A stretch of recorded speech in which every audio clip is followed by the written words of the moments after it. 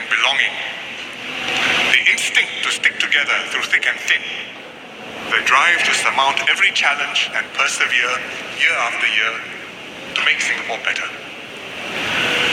We will be a more diverse society. It will be a challenge, but we've got to strengthen the forces that unite us and overcome the forces that pull us apart. We are Singaporeans together on a small island. We're anchored by our emotional links with family and friends, and by our shared sense of our history and our common destiny. We're not just here materialized out of nowhere, appeared out of a Transformer movie maybe. We came here somewhere, sometime. There was a history to it, and it's crucial to remember where we came from, how we got here. Whether it's Geylang, whether it's Little India, whether it's the events which we lived through, important milestones. These are the human stories of people, ordinary people who struggle to improve their lives, and they live through war or hardship or the turbulent early years of independence. And they achieved extraordinary results with good leadership. And they had fulfilling lives, and they made Singapore special. Recently, I attended the launch of Singapore Heritage Fest, and I made a speech about these human stories and emphasized how important they were.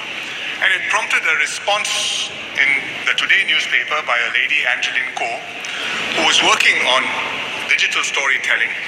And I think I should read a little bit of what she said, because it resonated with her. And she said, "What are memories and shared experiences but stories? And storytelling is what Singapore as a nation needs. There are unsung heroes in our midst.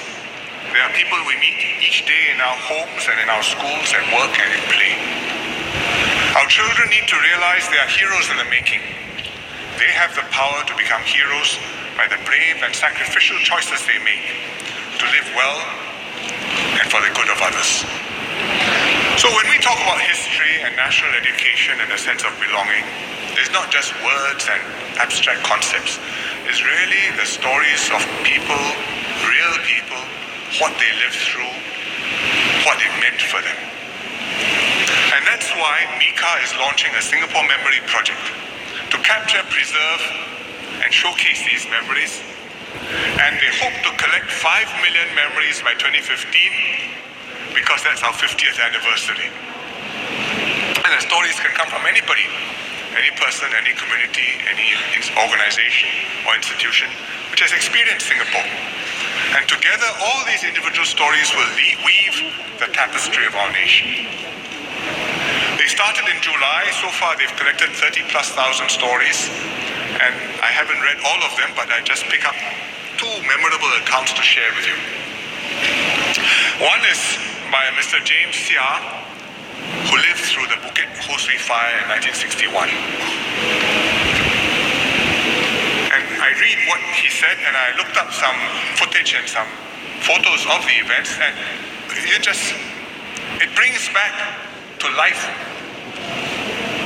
a very traumatic moment for this young man. There was a dark, billowing smoke in the sky. The smell was toxic. People were shouting, "Fire, fire," screaming, shouting. My mother and I ran as fast as we could to flee away from burnt houses.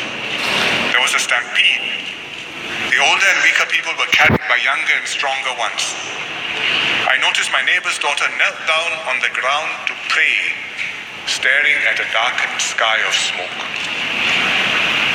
So they ended up in Kim Seng School.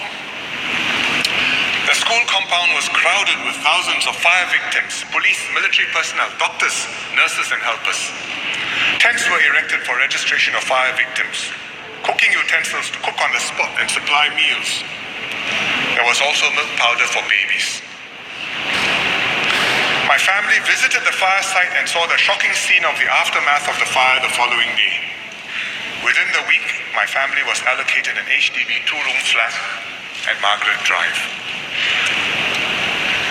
So that's one aspect of Singapore and how we got here. Another story, more cheerful, is a